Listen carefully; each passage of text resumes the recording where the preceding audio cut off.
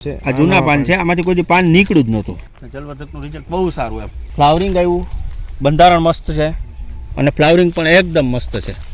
આવી તો કોઈ આશા હતી જ નહીં આ આંબામાં. ભરતભાઈ, પહેલા આંબાની કન્ડિશન શું હતી? આ આંબા છે ને ટૂંકમાં કાઢી જ નાખવાના હતા. ટોટલ આંબા કાઢી નાખવાના.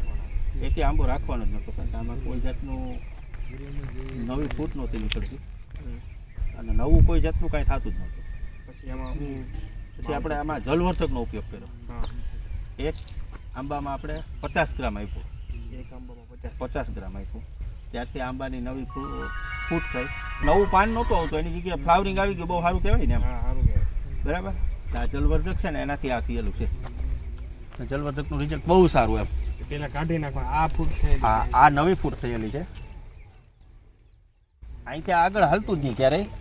જલવર્ધક નાખ્યું પછી 1 મહિનો દિવસ થયો ને એ પછી આ બધું કામ થયેલું છે. આ જૂના પાન છે. આ જૂના પાન છે, આમાંથી કોઈ પાન નીકળ્યું જ નહોતું. આ નવા પાન છે. એની જગ્યાએ આ નવા પાન નીકળ્યા. બધામાં ફ્લાવરિંગ આવ્યું, બંધારણ મસ્ત છે અને ફ્લાવરિંગ પણ એકદમ મસ્ત છે. આવી તો કોઈ આશા હતી જ નહીં આ આંબામાં કે આવું થશે. જલવર્ધકે એવી કમાલ કરી કે બહુ મસ્ત અને વાપરા જેવી વસ્તુ અને વાપરા જેવી પ્રોડક્ટ છે જલવર્ધક છે. અહીંયાથી આ નીચેના પાન છે એ જૂના. આ જૂના છે અને આ જલવર્ધક નાખ્યા પછીના પાન છે આ નવા.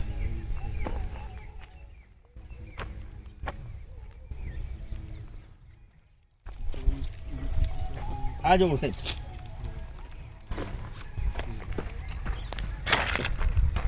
જે નવું છે ને આ બધું જલવર્ધકને કમાલ છે.